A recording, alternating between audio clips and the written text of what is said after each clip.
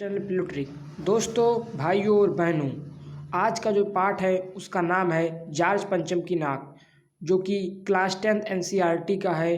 उस बुक का नाम है कृतिका बुक का है। ग्रेट दोस्तों, सबसे पहले आप जान जाइए इसके जो लेखक हैं, राइटर हैं, उनका नाम है कमलेश्वर। तो शुरू करते हैं भाई आज का चैप्टर। तो ये बात उस समय की है जब इंग्लैंड की रानी एलिजाबेथ द्वितीय मई अपने पति के साथ हिंदुस्तान पधारने वाली थी। ठीक है। अखबारों में उनकी चर्चा हो रही थी। ठीक है। रोज़ लंदन के अखबारों से खबर आ रही थी कि शाही दौरे के लिए कैसी कैसी तैयारियां हो रही हैं। रानी एलिजाबेथ का दर्जी परेशान था कि हिंदुस्तान, पाकिस्तान और नेपाल के दौरे पर रानी कब क्या पहनेंगी। वहाँ का जो दर्जी था दोस्तों, वो परेशान था कि रानी क्या कहते हैं, एक प्रकार से भारत जाएंगी, पाकिस्तान जाएंगी, नेपाल जाएंगी, हिंदुस्तान जाएंगी, पाकिस्तान जाएंगी, नेपाल जाएंगी, वहाँ क्या क्या पहनेंगी, कैसे कैसे कपड़े पहनेंगी, तो कैसे कैसे फिटिंग करनी पड़ेगी, इसलिए वो परेशान था। उनका सेक्रेटरी और शायद जासूस भी उनके पहले ही इस महाद्वीप का तूफानी दौरा करने वाला था। ठीक है। आखिर कोई मजाक तो था नहीं, ये भी बात सही है, क्योंकि रानी आने वाली थी, इतनी महान थी वो। जमाना चूँकि नया था। ठीक है। फौज फाटे के साथ निकलने के दिन बीत चुके थे। ठीक है। इसीलिए फोटोग्राफरों की फ़ौज तैयार हो रही थी। ठीक है। इंग्लैंड के अखबारों की कतरनें हिंदुस्तानी अखबारों में दूसरे दिन चिपकी नज़र आती थी। मतलब एक प्रकार से जो इंग्लैंड में जो भी हो रही थी घटनाएं, भारत के अखबारों में फैल जा रही थी कि रानी ने एक ऐसे हल्के नीले रंग का सूट बनवाया है जिसका रेशमी कपड़ा हिंदुस्तान से मंगाया गया है, कि करीब 400 पाउंड खर्चा उस सूट पर आया था। मतलब रानी जो थी हमारी, क्या नाम था, एलिजाबेथ द्वितीय, तो इन्होंने एक ऐसा नीले रंग का सूट बनवाया है जिसका रेशमी कपड़ा हिंदुस्तान से मंगाया गया था और जिसका कॉस्ट जो था भाई साहब वो था 400 पाउंड। ग्रेट। आगे, रानी एलिजाबेथ की जन्मपत्री भी छपी। ठीक। प्रिंस फिलिप के कारनामे छपे। ठीक। और तो और उनके नौकरों, बावर्चियों, खानसामों, अंगरक्षकों की पूरी जीवनियाँ देखने में आई। ठीक है। शाही महल में रहने और पलने वाले कुत्तों तक की तस्वीर अखबारों में छप गई। भाई साहब, जो कुत्ते वहाँ थे शाही महल में, उनकी भी तस्वीर अखबारों में छप गई। अच्छा, वाह भाई, बड़ी धूम थी, मतलब बहुत मस्ती वगैरह चल रही थी, बड़ा शोर शराबा था। ओके। शंख इंग्लैंड में बज रहा था, गूंज हिंदुस्तान में हो रही थी। अच्छा, इसका क्या अर्थ है? मतलब जो भी घटना हो रही थी, मतलब ये कर रही है रानी, ये नीले रंग का सूट है, ये वहाँ कुत्ता ऐसा है वैसा है, वहाँ शंख वहाँ बज रहा था, लेकिन गूंज मतलब आवाज़ हिंदुस्तान तक आ रही थी, मतलब खबर हिंदुस्तान तक पहुँच जा रही थी। इन खबरों से हिंदुस्तान में सनसनी फैल रही थी। ठीक है। राजधानी में तहलका मचा हुआ था। अच्छा, राजधानी मतलब दिल्ली में तहलका मचा हुआ था।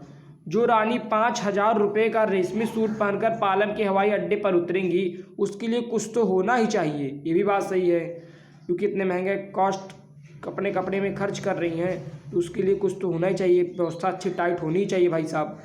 कुछ क्या, बहुत कुछ होनी चाहिए। बिल्कुल सही है। जिसके बावर्ची पहले महायुद्ध में जान हथेली पर लेकर लड़ चुके हैं, उसकी शान शौकत की क्या कहने, और वही रानी दिल्ली आ रही है। वाह। नई दिल्ली ने अपने तरफ देखा और बिसखास्ता मुंह से निकल गया। ठीक है। वो आए हमारे घर, खुदा की रहमत, कभी हम उनको कभी अपने घर को देखते हैं। अच्छा, और देखते देखते नई दिल्ली का काया पलट होने लगा। हाँ दोस्तों, सबसे पहले आप ये जान जाइए, यहाँ जो शब्द लिखा है बिसखास्ता, इसका क्या अर्थ है? इसका अर्थ है स्वाभाविक रूप से, नीचे लिखा है। ग्रेट। और नए दिल्ली का काया पलट होने लगा, मतलब कि वहाँ की सड़कें चमक गई, एकदम व्यवस्था टाइट हो गई। जैसे राष्ट्रपति कहीं आता है तो व्यवस्था टाइट हो जाती है ना, सब बदल जाता है, वही सब होने लगा। और करिश्मा तो यह था कि किसी ने किसी से पूछा नहीं, करिश्मा ये था कि किसी ने किसी से नहीं कहा, किसी ने किसी को नहीं देखा, पर सड़कें जवान हो गई। इसका अर्थ है सड़कें चमक गई, सड़कें जो गंदी गंदी थी, गड्ढे अड्ढे निकले, सब सही हो गया। ठीक। बुढ़ापे की धूल साफ हो गई, मतलब सब साफ हो गया, वही मतलब चमक गई। इमारतों ने नाजनीनों की तरह श्रृंगार किया। नाजनीनों का अर्थ है कोमलांगी, मतलब एक प्रकार से चमकने लगे, सब बढ़िया हो गया, मतलब ब्यूटीफुल एकदम। उसमें एक्सपीरियंस बहुत अच्छा, उसमें मतलब एक प्रकार से बहुत अच्छा उसमें चमक आने लगा, सब बढ़िया हो गया, सड़कें, इमारतें, धन। लेकिन एक बड़ी मुश्किल पेश थी। अच्छा, ये क्या थी भाई? वो थी जॉर्ज पंचम की नाक। अच्छा, जॉर्ज पंचम की नाक। नई दिल्ली में सब कुछ था, सब कुछ होता जा रहा था, सब कुछ हो जाने की उम्मीद थी, पर जॉर्ज पंचम की नाक बहुत बड़ी मुसीबत थी। दोस्तों, वहाँ एक जॉर्ज पंचम एक थे जिसकी नाक मूर्ति लगी थी उनकी, उनकी नाक एक बहुत बड़ी मुसीबत थी। ठीक, ग्रेट। नई दिल्ली में सब था, सिर्फ नाक नहीं था। वहाँ नई दिल्ली में सब कुछ था लेकिन सिर्फ नाक नहीं था। इस नाक की भी एक लंबी दास्तां है। अच्छा, इसकी भी एक लंबी कहानी है। इस नाक के लिए बड़े तहलके मचे थे किसी वक्त। बहुत सारे मतलब कांड हुए थे, बहुत सारे हुआ था, बहुत सारा शोर, मतलब बहुत सारे हड़कंप मच गए थे इस नाक के, बहुत बहुत सारे तहलके मचे गए थे इस वक्त इस नाक को लेके। पहले आंदोलन हुए थे। अच्छा, आंदोलन हुए थे नाक को लेके भाई, वाह। राजनीतिक पार्टियों ने प्रस्ताव पास किए थे। अच्छा, चंदा जमा किया था। अच्छा, कुछ नेताओं ने भाषण भी दिए थे। अच्छा, गर्मा गर्म बहसें भी हुई थी। अच्छा, अखबारों के पन्ने रंग गए थे। अच्छा, बहस इस बात पर थी कि जॉर्ज पंचम की नाक रहने दी जाए या हटा दी जाए। मतलब जो जॉर्ज पंचम की नाक थी वो उस पर रहने दी जाए कि उस पर हटा दी जाए। और जैसा कि हर राजनीतिक आंदोलन में होता है, कुछ पक्ष में थे और कुछ विपक्ष में थे। मतलब कुछ लोग कहते थे कि हाँ नाक रहे, और कुछ लोग कहते थे नाक ना रहे, और ज़्यादातर लोग खामोश थे और बहुत से लोग खामोश थे। तो इसे मतलब न्यूज व्यूज में होता नहीं है, अपनी राय दीजिए। कुछ लोग बोलते हैं हाँ, कुछ लोग बोलते हैं नहीं, ठीक, और कुछ लोग बोलते हैं कह नहीं सकते हैं। जो बोलते हैं हाँ उनको मान लीजिए पक्ष, जो बोलते हैं ना उनको मान लीजिए विपक्ष, और जो बोलते हैं कुछ नहीं कह सकते उनको मान लीजिए खामोश थी। खामोश रहने वालों की ताकत दोनों तरफ थी। मतलब एक प्रकार से कोई खामोश रहे भाई, उसका क्या क्या पता चलेगा, दोनों तरफ थी। यानी वो चाहता भी है, नहीं भी चाहता है। देन यह आंदोलन चल रहा था। अच्छा, जॉर्ज पंचम की नाक के लिए हथियार बंद पहरेदार तैनात कर दिए गए थे। अच्छा, सब व्यवस्था तगड़ी थी, मतलब कोई भी नाक आके यहाँ से ना ले जा पाए। क्या मजाल था कि कोई उनकी नाक तक पहुँच जाए। ठीक है, कोई नाक तक वहाँ ना पहुँच जाए, बहुत कड़ी पहरेदारी हो रही थी। मतलब हिंदुस्तान में जगह जगह ऐसी नाकें खड़ी थी। अच्छा, और जिन तक लोगों के हाथ पहुँच गए थे उन्हें शानो शौकत के साथ उतार कर अजायब घरों में पहुँचा दिया गया। अच्छा, कहीं कहीं तो शाही लाटों की नाकों के लिए गुरिल्ला युद्ध भी होता रहा। लाटो में अर्थ होता है मेरे दोस्तों खंभा, मूर्ति, मतलब वही, मतलब मूर्ति की नाकों के लिए गुरिल्ला युद्ध होता रहा था पहले। इतना हड़कंप मचा गया था एक नाक के लिए। लाटो मतलब होता है मूर्ति, याद रखे रहिएगा। उसी जमाने में यह हादसा हुआ कि इंडिया गेट के सामने वाली जॉर्ज पंचम की लाट की नाक, मतलब मूर्ति की नाक, एकाएक गायब हो गई। अरे बाप रे, ये कैसे हो गया, एकाएक गायब हो गई। हथियार बंद पहरेदार अपनी जगह तैनात रहे, गश्त लगती रही और लाट की नाक चली गई। वाह भाई, गायब कर लिया तो एकदम धूम 3 पिक्चर की तरह हो गया भाई साहब। चोरी हो गई बैंक से। देन रानी आए और नाक ना हो, अरे बाप रे, तो एक प्रकार से बेइज्जती और बहुत एक प्रकार से अच्छा नहीं लगेगा, बेइज्जती हो जाएगी, हमारी नाक कट जाएगी। इतनी महान रानी आ रही हैं, इतना खर्च करके नाक ना हो तो बेइज्जती तो हो जाएगी भाई साहब। एकाएक परेशानी बढ़ी, परेशानी बढ़ना तो स्वाभाविक था। बड़ी सरगर्मी शुरू हुई। ठीक, वही मतलब बहुत परेशानी शुरू हुई। इस देश के खैरो ख्वाबों की एक मीटिंग बुलाई गई। मतलब खैरो ख्वाबों मतलब एक प्रकार से भलाई चाहने वाले, मतलब जो देश की भलाई चाहते हैं ना कुछ लोग, नेता नेता लोग, तो उनकी एक मीटिंग बुलाई गई। अपना मीटिंग होती नहीं, इसे मोदी साहब करते हैं। ठीक, ग्रेट। और मसला पेश किया गया कि क्या किया जाए। अब इसका क्या किया जाए भाई, इसकी समस्या का हल क्या लिया जाए। रानी आ रही है, नाक नहीं है, इतनी बड़ी समस्या है भाई साहब, तो इसका समाधान क्या होगा। वहाँ सभी सहमत थे कि अगर यह नाक नहीं है तो हमारी भी नाक नहीं रह जाएगी। ये भी बात सही है, अगर ये नाक नहीं रहेगी तो बेइज्जती हो जाएगी। इंग्लैंड की रानी आ रही है भैया, ये नाक नहीं रही तो बहुत बड़ी बेइज्जती हो जाएगी भारत की। देन उच्च स्तर पर मशवरे हुए। ठीक है, दिमाग खरोचे गए। ठीक है, दिमाग लगाया फुल, और यह तय किया गया कि हर हालत में इस नाक का होना बहुत ज़रूरी है। ये फैसला लिया गया, डिसीजन लिया गया, मतलब कुछ भी हो जाए लेकिन ये नोज़, ये नाक का इसमें लाट में होना बहुत ज़रूरी है नाक का। यह तय होते ही एक मूर्तिकार को हुक्म दिया गया कि वो फौरन दिल्ली में हाजिर हो। होशियार, एक मूर्तिकार दिल्ली में हाजिर हो, एकदम जोधा अकबर की तरह। देन मूर्तिकार ये तो कलाकार था पर जरा पैसे से लाचार था। मतलब एक प्रकार से कलाकार था, मतलब कलाकारी कर लेता था, अच्छा मूर्ति उर्ति बना लेता था, अच्छा इसमें अपने काम में माहिर था, लेकिन पैसे से लाचार था। मतलब गरीबी थी भाई साहब, समझते हैं यार गरीबी होती है। सॉरी, आते ही उसने हुक्कामों के चेहरे देखे। अजीब परेशानी थी उन चेहरों पर, कुछ लटके, कुछ उदास और कुछ बदहवास थे। ठीक है, मूर्तिकार ने देखा। उनकी हालात देखकर लाचार कलाकार की आंखों में आंसू आ गए। जो कलाकार था, दिल्ली बुलाया गया था, उन लोगों की, पॉलिटिकल लोगों की आंखों में देखा तो सब मतलब एक प्रकार से मायूस थे, सैड थे, हैप्पीनेस थी ही नहीं, तो उसके भी आंखों में आंसू आ गया। तभी एक आवाज़ सुनाई दी, मूर्तिकार जॉर्ज पंचम की नाक लगानी है। अच्छा, मूर्तिकार ने सुना और जवाब दिया, नाक लग जाएगी, पर मुझे ये मालूम होना चाहिए कि यह लाट कब और कहाँ बनी थी।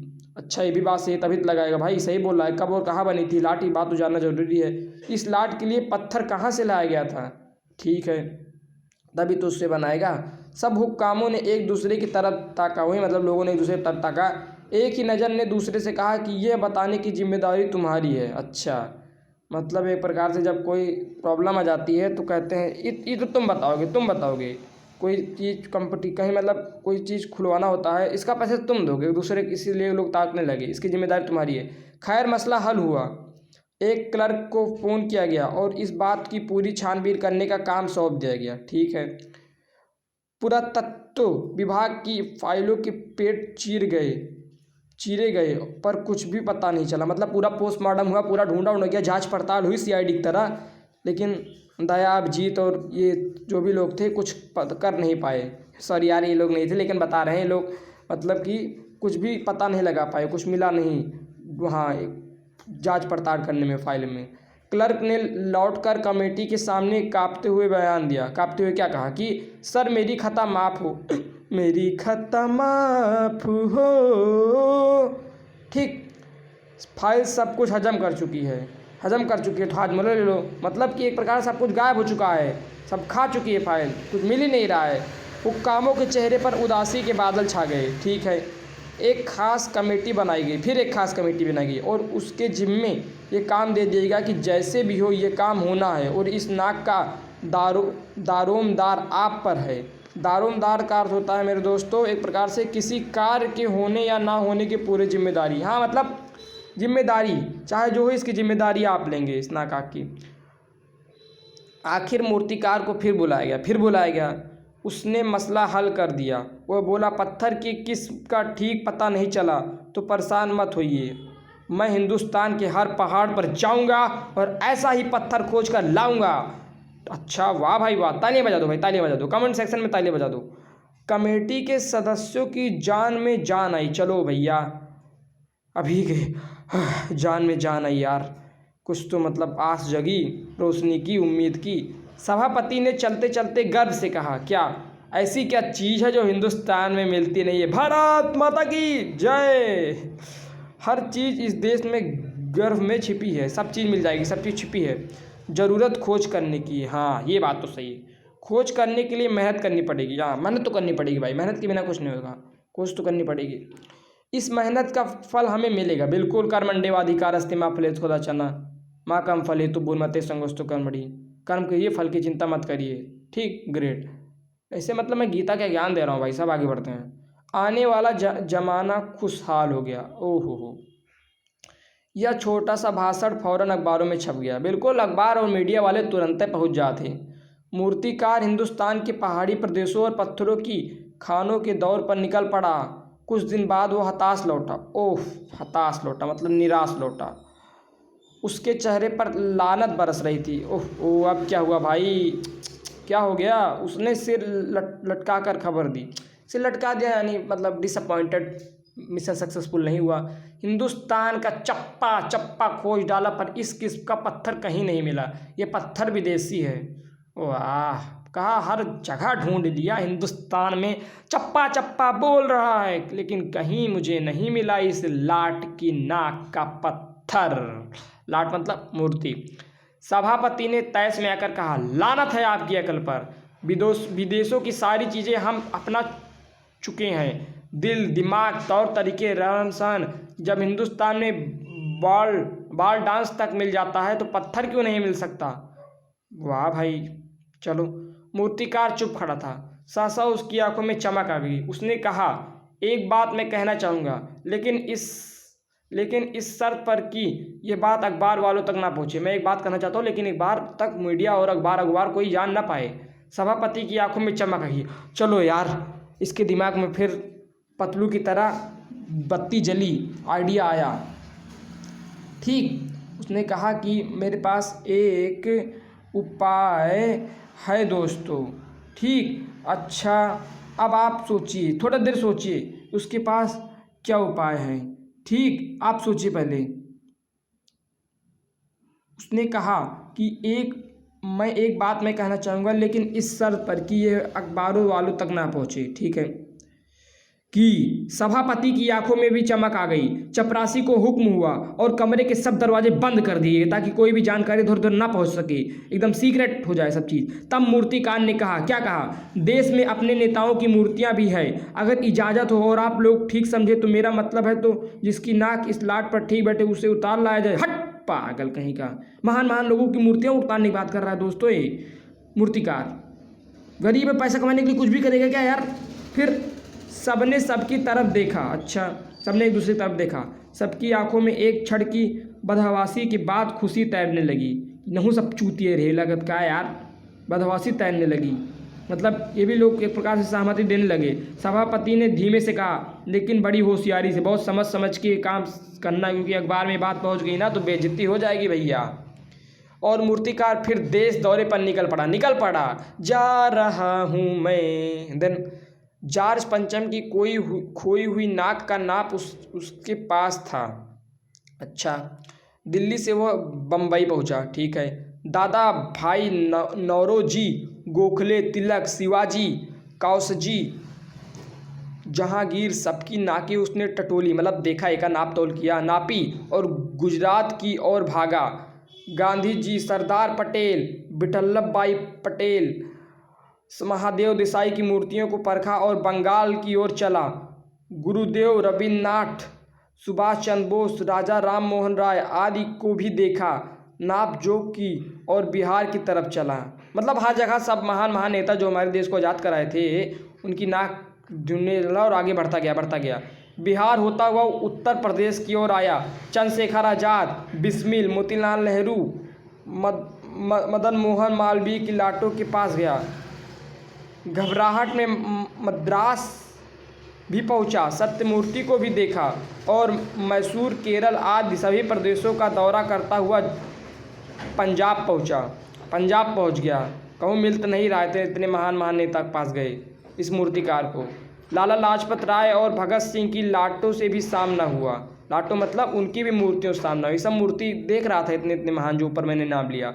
आखिर दिल्ली पहुंचा और दिल्ली पहुंच गया और उसने अपनी मुश्किल बयान की। अच्छा, क्या हुआ भैया, फिर नहीं मिला क्या?